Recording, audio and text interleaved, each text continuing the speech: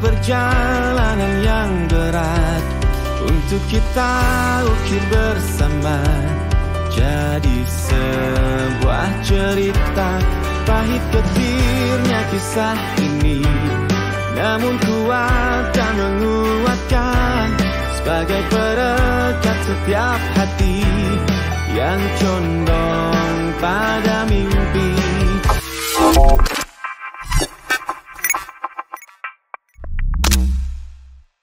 Seberapa penting sih Bu kita menggelorakan semangat bahwa pendidikan vokasi itu yang perlu kita tekankan? Takut saya, ini nanti gibah beneran. Sebut nama. Jadi nanti yang merasa ya. Sebut saja bunga atau kumbang. Jadi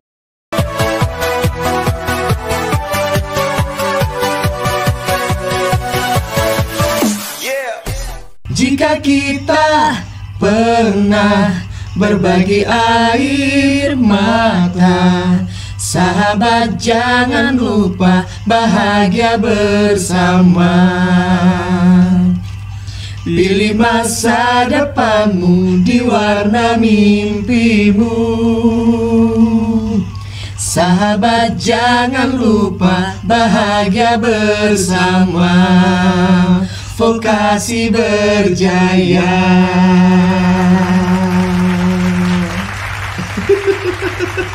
Yeay, sukses. Baik, sehat Bapak Direktur. Alhamdulillah. Sahabat vokasi dimanapun Anda berada, dalam kesempatan kali ini saya Mas Tia Mukti dapat kesempatan yang luar biasa bersama orang-orang hebat. Di sebelah kiri saya ada Bapak Direktur Politeknik Negeri Banyuwangi, Bapak Son Kuswadi, Dr. Engineering. Sehat Bapak? Alhamdulillah. Alhamdulillah. Dan kemudian di depan saya tepat ada sosok ibu cantik, yaitu Ibu Wahyu Nariswari. Beliau adalah Humas Politeknik Negeri Banyuwangi. Sehat Ibu? Alhamdulillah. Gimana, sehat. Bu? Sepertinya capek sekali ini ya. Enggak lah. Enggak juga. Perasaan Pak Setia itu. Ya, Pak Direktur, nyun sewu Pak. Baru kali ini saya berani mengajak Bapak untuk gibah, Pak. Kita iya Pak, kita membicarakan Gibah positif ya? Gibah positif, Pak, insya Allah. Jadi sahabat vokasi dimanapun Anda berada, lagu yang kami nyanyikan barusan itu adalah salah satu lagu yang saat ini menjadi booming untuk kalangan sivitas pendidikan vokasi, begitu Pak ya.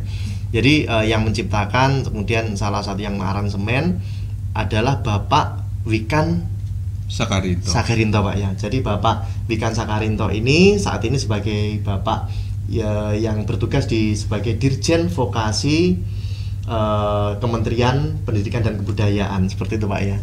Dan baru kali ini saya bisa mengajak Pak Direktur untuk gibah seputar semangat beliau, kenapa beliau menelurkan semangat melalui lagu ini Pak ya.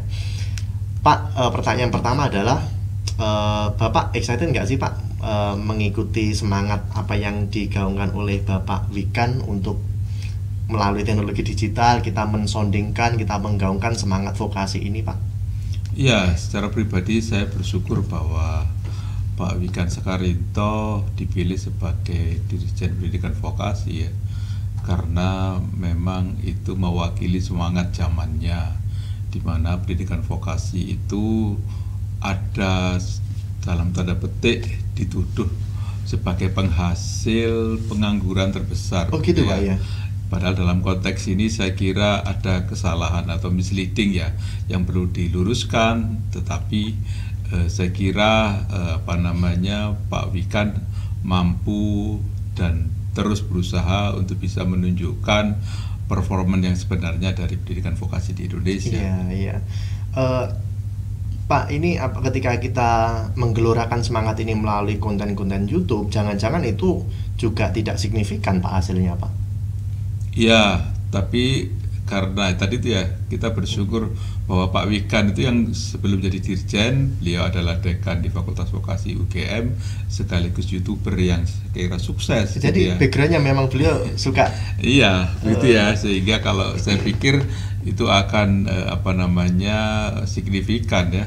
Apalagi beliau terus-menerus tiap hari selalu mendorong kita semua untuk bisa melakukan inovasi-inovasi dalam bidang pendidikan vokasi, sehingga saya yakin itu akan mempunyai dampak yang luas di masyarakat gitu ya.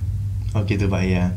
Jadi yang penting kita soundingkan dulu Pak ya, perkara nanti responnya masyarakat seperti apa, yang penting kita sudah ada effort seperti itu Pak. Ya, apalagi kan sekarang kan zamannya adalah zaman di mana para milenial itu banyak mencari informasinya di YouTube ya, sehingga saya kira itu akan punya dampak yang signifikan yang disebut ini harus bisa diukur nantinya ya. Iya, iya Pak. Bu Naris, pengalaman Ibu sebagai humas, artinya seberapa penting sih Bu kita menggelorakan semangat bahwa pendidikan vokasi itu yang perlu kita tekankan. Kan mungkin historinya 10 tahun yang lalu gitu Pak ya Bu ya, itu Politeknik itu selalu distigmakan sebagai perguruan tinggi kelas 2, kelas 3 kalau terakhir ya Pak pilihannya. Terakhir. Jadi kalau tidak diterima di perguruan tinggi bonafit favorit, maka turunannya yang kedua. Kemudian baru ketika ini tidak diterima gimana Bu? Jadi kalau yang kita rasakan sendiri ya, jadi semenjak pendekatannya memang sounding melalui media sosial gitu kan ya, melalui YouTube ataupun Instagram dan lain sebagainya, kita terasa bahwa akhirnya vokasi ataupun politeknik namanya secara khususnya ini mulai dilihat gitu ya, yang dulunya politeknik nggak pernah diingat aja kayaknya mungkin susah gitu ya. Jadi kalau mau butuh apa, project apa, ngingat politeknik tuh kayak susah gitu ya. Jadi kalau sekarang begitu banyak sounding, apalagi pendekatan Pak Wikan yang mana ngajak milenial gitu ya, yang mana semua netizen kita kan kebanyakan milenial gitu ya. Apapun seperti yang disampaikan Pak Son, orang-orang nyari apapun melalui Google, searching melalui Google. Kalau kita nggak pernah sounding di sana, orang nggak pernah tahu kemampuan kita apa, apakah politeknik ini apa saja sih kemampuannya dan lain sebagainya, keahliannya apa. Jadi memang sounding di media sosial saat ini di era digital memang sangat penting menurut saya. Dan ini terasa banget sekarang kan Pak. Jadi kita agak dilirik lah sekarang. Sekarang dilirik Bu ya. Jadi momentum kebangkitan Pak. Saya ingat betul ketika saya juga backgroundnya politeknik Pak. Saya ingat betul ketika beberapa tahun yang lalu, bahkan mungkin 10 tahun yang lalu lebih, lulusan politeknik itu kan diploma, meskipun sudah ada diploma 4 yang notabene setara dengan S1, ternyata dipersepsikan oleh perusahaan, bahkan BUMN Pak, bahwa diploma 4 itu masih di bawahnya S1 Pak, seperti itu Pak. Gimana Pak fenomena itu? Iya, padahal sudah ada edaran ketika Pak Joko Santoso sebagai Dirjen Dikti pada waktu itu 2014 saya ingat ya, bahwa beliau mengirimkan surat edaran ke banyak pihak bahwa D4 itu ya S1 kan begitu ya. Tetapi kan memang itu membutuhkan waktu ya untuk bisa menunjukkan hal yang sebenarnya.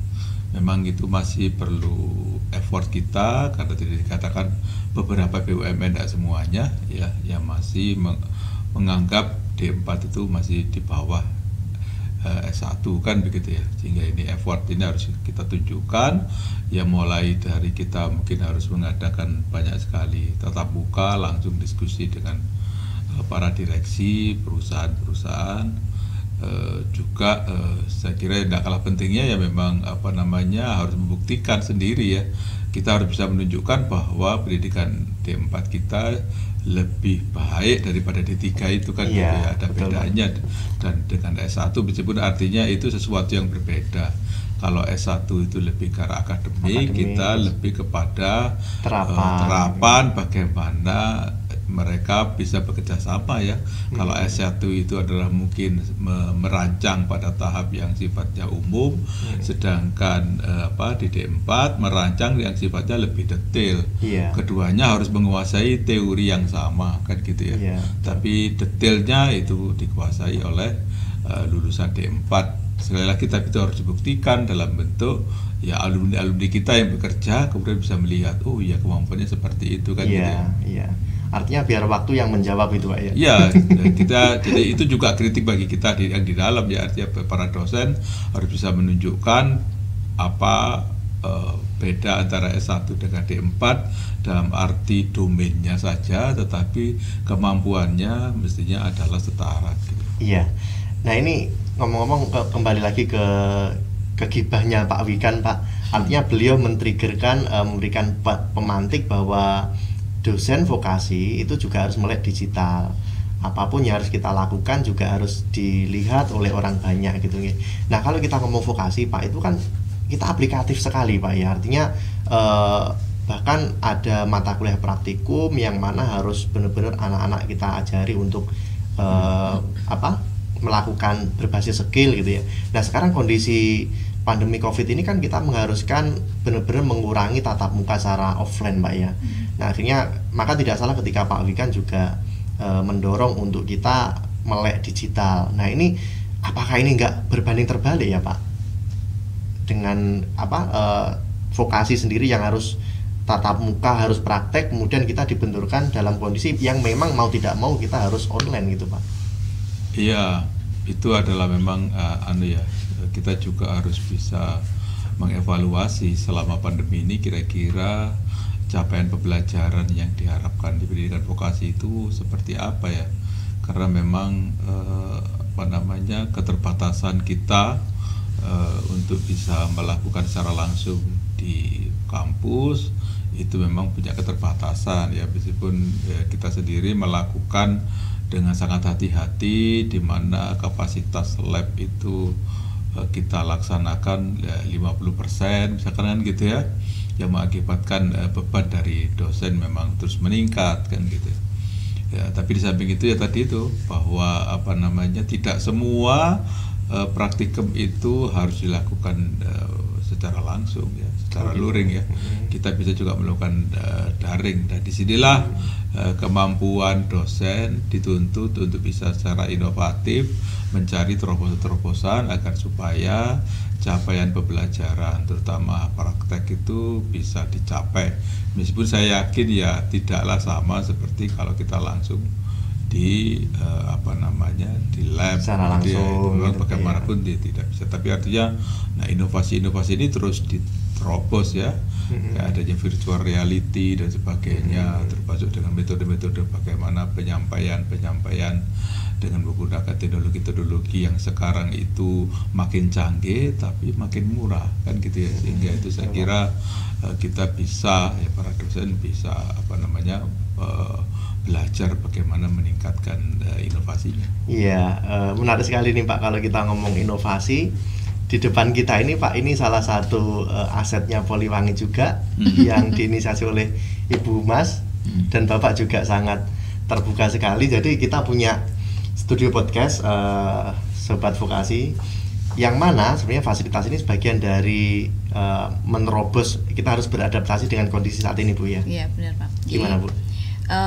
Jadi kita melihat kondisi saat ini, yang pertama ya, kita menghadapi musibah ya kan, musibah pandemi dan lain sebagainya. Kemudian yang tadi disampaikan, sehingga dosen atau kegiatan belajar mengajar dituntut harus bisa kreatif gitu ya, dan itu tentunya harus menggunakan harus bisa untuk digitalisasi gitu kan ya Pak.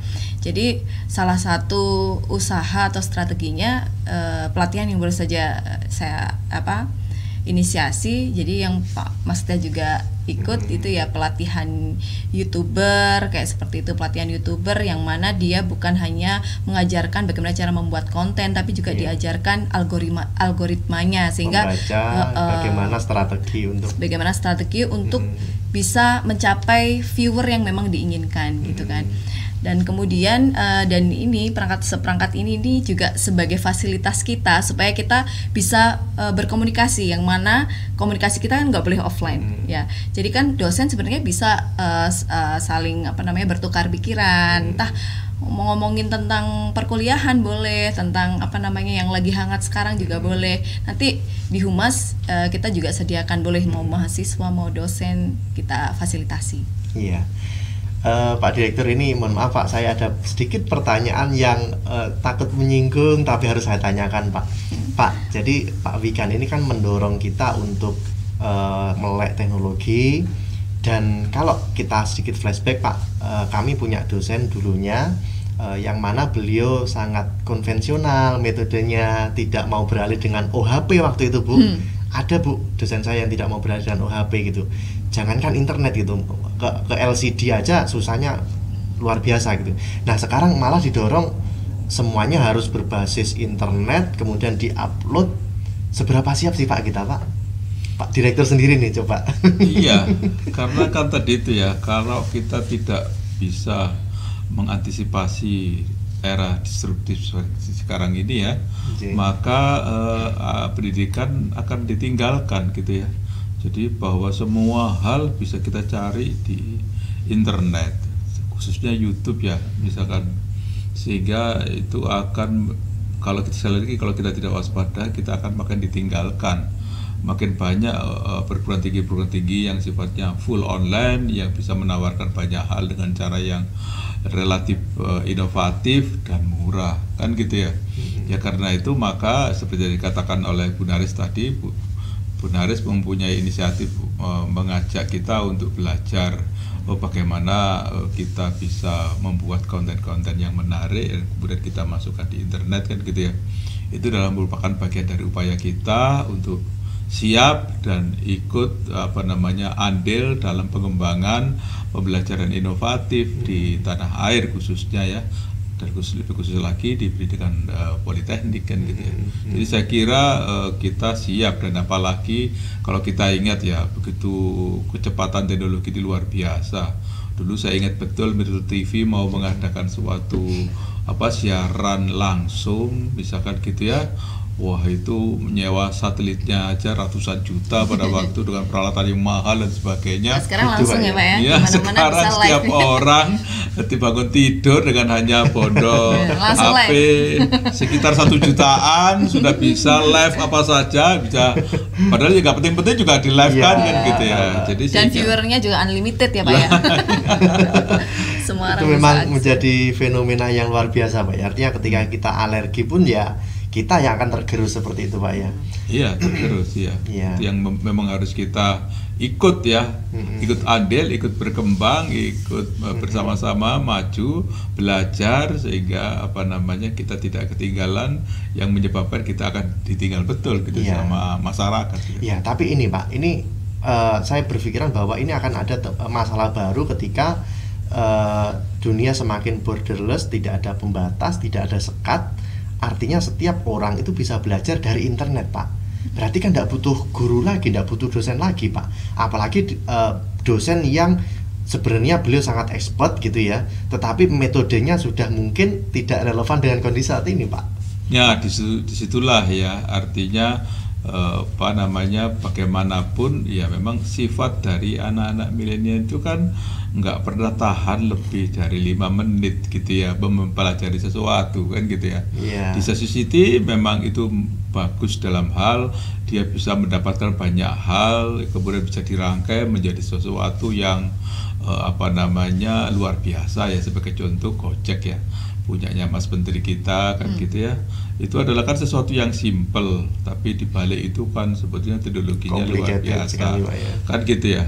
Tapi artinya bahwa seperti itu akan muncul begitu dari dari banyaknya kita melihat di YouTube. Tetapi yang masalah adalah, saya kira kalau orang itu ingin mempelajari sesuatu dengan utuh, kita itu membutuhkan guru ya, karena dari guru itulah kita bisa mendapatkan pelajaran secara utuh, secara lengkap, dan untuk bisa dipertanggungjawabkan ya, bisa dipertanggungjawabkan dan bisa dikembangkan gitu ya. Saya masih belum yakin, mestinya tidak akan mungkin misalkan seorang peraih hadiah Nobel itu adalah hanya belajar dari YouTube misalkan gitu ya. Karena memang betul-betul membutuhkan pengetahuan dasar yang kuat, pengembangan yang kuat, dan kemampuan visi yang luas. Maka itu memang dibutuhkan guru yang harus kita rajin-rajin belajar dengan tekun, tidak sekedar sambil lalu. Iya. Ya, benar. Seberapa siap sih Bu kita menggenjot lari dengan teknologi saat ini, dengan kondisi kita yang dengan Tridharma yang sudah begitu ini kan Bu ya, dan kita harus dituntut dengan melek teknologi, menyambung dari yang disampaikan Pak Direktur Bu. Sebagai dosen. Nah, kalau sebagai dosen memang ya tadi yang sudah disampaikan ya, kalau kita memang nggak mengikuti lama-lama tergerus. Contohnya ini ada teman kita di Poliwangi itu kan memang dulu ada yang bertahan nggak pakai WhatsApp. Saya nggak mau pakai WhatsApp gitu kan. Iya. Ngapain kalau WhatsApp? Sebut nama enggak Bu? Enggak saya. Takut saya. Ini nanti gibah beneran. Sebut nama. Jadi nanti yang merasa ya. Sebut saja bunga atau kumbang. Jadi ada yang memang bertahan nggak pakai WhatsApp waktu itu. Jadi teman-teman yang di awal-awal mungkin masih tidak bermasalah ya. Di awal-awal WhatsApp mulai booming, mungkin nggak masalah, bisa ditelepon sama teman-teman gitu kan ya. Pak, rapat Pak, gitu kan ya. Soalnya lama-lama kalau dulu rapat itu undangannya surat hard copy gitu kan ya, kertas gitu ya. Lama-lama kan orang bergeser suratnya online. Semuanya pakai WhatsApp, koordinasi WhatsApp. Nggak, kalau dulu surat itu butuh 1 hari, tiba-tiba ada koordinasi rapat nanti jam 2, padahal itu jam 7 pagi. Lah kalau dia nggak pakai WhatsApp ya wis hilang gitu kan.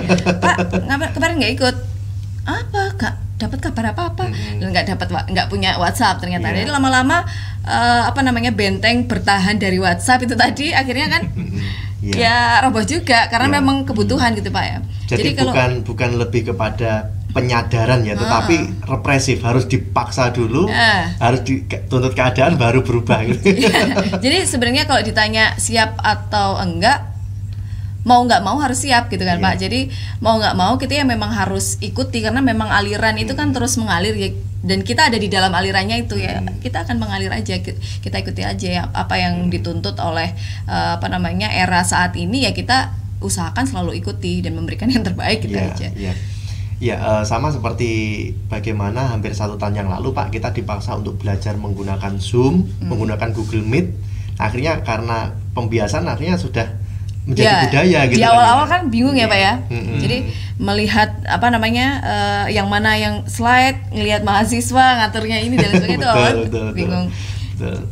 Lama-lama ya biasa. Iya, bahkan bisa sangat efisien sekali Pak ya anggaran, kemudian yang harusnya perjadin dengan kuantitas yang sangat terbatas, dengan adanya Zoom meeting dan sebagainya bisa sampai 1000 seperti itu. Ya. Terima kasih kepada Zoom. Zoom. Bukan, terima kasih kepada pandemi COVID sehingga memaksa orang memakai Zoom. Kan gitu. Ada hikmahnya gitu ya Pak ya intinya. Jadi ya Pak Direktur, Ibu Naris, mungkin ini mendekati akhir. Jadi kita sama-sama sepakat bahwa apa yang digelorakan oleh Pak Wikan itu menjadi penyemangat kita, dan itu bukan hanya gimmick ya Pak. Kita sepakat itu Pak, itu bukan gimmick Pak. Iya, jelas bukan gimmick, karena ya beliau sendiri sekali lagi beliau adalah YouTuber dari awal kan gitu ya, bukan karena jadi dirjen terus jadi YouTuber. Sebentar Pak. Gitu. Atau jangan-jangan Pak Wikan ini memang profesinya sebagai YouTuber yang berkamuflase di dirjen ya Bu ya. Ya, tapi artinya jangan sampingan itu. Sampingan. Kalau berpikir negatif ya bisa aja bahwa dia memanfaatkan dirjennya bisa meningkat. Ngapunten Pak. Ya enggak begitu ya, justru ada pemerintah memilih beliau karena ini melihat ini zamannya memang adalah zamannya disruptif, sehingga penggunaan media sosial itu sangat mutlak, dan beliau sudah pada level yang sudah ahli gitu ya, sehingga tinggal memanfaatkannya. Tapi kalau baru belajar ya telat, 5 tahun lagi sudah selesai dirjennya baru mulai on kan gitu ya. Betul. Terakhir Pak, Bu Naris dulu. Bu Naris, semangat apa sih Bu yang harus kita gelorakan? Kenapa orang itu tidak boleh lagi memandang sebelah mata terkait dengan pendidikan vokasi? Politeknik harus menjadi primadona. Begitu pula kepada adik-adik kita, kenapa sih kita harus memilih politeknik itu Bu? Kalau menurut saya ya Pak ya, jadi kan karena kita vokasi, kita politeknik, kita itu lebih ahli dalam bidang terapan gitu kan ya, dan itu lebih dekat dengan industri. Nah, sedangkan di dunia di masyarakat kan yang paling pentingkan sebenarnya orang bisa kerja nggak, dia ahli nggak, jangan-jangan kita dapat ijazah tapi sebenarnya nggak punya keahlian apapun gitu kan ya. Nah kalau kita di Politeknik kan kita benar-benar diajarkan sesuai dengan yang ada di lapangan gitu kan ya. Jadi diusahakan paling mendekati dengan industri, karena memang yang disampaikan Pak Wikan juga selain kita sounding melalui media sosial gitu kan ya Pak. Kita kan Pak Wikan juga menyampaikan bahwa kita harus link and match dengan industri. Jadi vokasi ini begitu dekatnya dengan dunia industri, yang mana itu adalah lapangan pekerjaan. Jadi kalau kita pilih Politeknik, jadi kita sudah dipastikan kita tahu lapangan gitu ya, sesuai dengan industri. Karena Pak Wikan juga menyarankan bukan menyarankan, menghimbau, sedikit mewajibkan atau banyak mewajibkan untuk merubah kurikulum kita supaya match dengan industri, sehingga ketika kurikulum kita itu dirembuk bareng sama industri, berarti kan industri sudah menyesuaikan gitu kan ya, kita sudah menyesuaikan dengan kondisi di lapangan kerja, sehingga anak-anak vokasi kita udah siap bekerja dengan keahlian yang sudah kita tempa di waktu di Politeknik ataupun pendidikan vokasi yang lain. Jadi kita ingin mendobrak budaya-budaya lama, ada egosentris antara akademisi dengan dunia industri seperti itu Pak ya. Bapak Direktur, monggo Pak, kami berikan alasan kenapa sih Pak kita harus memilih pendidikan vokasi daripada pendidikan yang lain seperti itu Pak? Iya, karena kan kalau bangsa kita ini mau maju, maka pendidikan vokasinya yang harus dikuatkan, kan gitu ya. Kenapa begitu? Karena memang tadi saya katakan, kalau di dunia akademik itu merancang lebih sifatnya general, lebih global, maka lulusan Politeknik harus mampu merancang yang sifatnya lebih detail ya. Jadi misalkan gambarnya adalah misalkan kapal, bagaimana kapal itu dibuat, mungkin alumni dari S1 bisa membuat generalnya gitu ya. Tapi detail-detailnya, gambar di masing-masing, bagaimana aliran listriknya itu harus seperti apa, pipa-pipanya harus seperti apa, dan seterusnya, ngelasnya seperti apa, maka itu adalah dibutuhkan ahli-ahli yang dari Politeknik, sehingga kalau keduanya itu ada, maka itu akan saling menyempurnakan. Tidak mungkin kapal itu dibuat oleh hanya orang yang bisa menggambar secara umum, kan gitu ya. Mendesain secara umum, tapi artinya detail desainnya harus ada yang membuat, setelah itu baru bisa dibuat kapal, kan gitu ya. Jadi secara umum bahwa kalau tidak ada kedua lines jalur pendidikan ini, maka tidak akan ada ya. Ya kita cuma hanya menjadi bangsa pembeli saja, hanya membeli dari luar terus begitu ya. Kan kita kapan bisa mandiri begitu. Iya. Terima kasih Pak Direktur, Bapak Son Kuswadi, Dokter Engineering, Bu Naris Wahyu Nariswari. Sobat vokasi dimanapun Anda berada, demikian tadi sedikit dari apa yang kita obrolkan dan sedikit gibah Pak ya. Mohon maaf Pak. Bapak ngapunten. Semoga gibahnya diterima ya Pak. Gibah yang diterima. Gibah masal ini Bu. Ya insya Allah kami dari Poliwangi Pak nggih, membawa semangat itu tidak hanya gimmick sekali lagi, tapi kita benar-benar menggelorakan semangat itu, benar-benar kita implementasikan. Next kita akan membahas dalam tema yang lebih menarik lagi, tentunya dengan pembicara-pembicara yang jauh lebih menarik lagi, dan tentunya semuanya bermuara pada kemajuan pendidikan vokasi seperti itu Pak ya. Monggo kita sama-sama memajukan pendidikan kita, terutama melalui pendidikan vokasi berjaya. Saya Mas Tia Mukti. Saya Son Kuswadi. Saya Wahyu Nariswari. Assalamualaikum warahmatullahi wabarakatuh.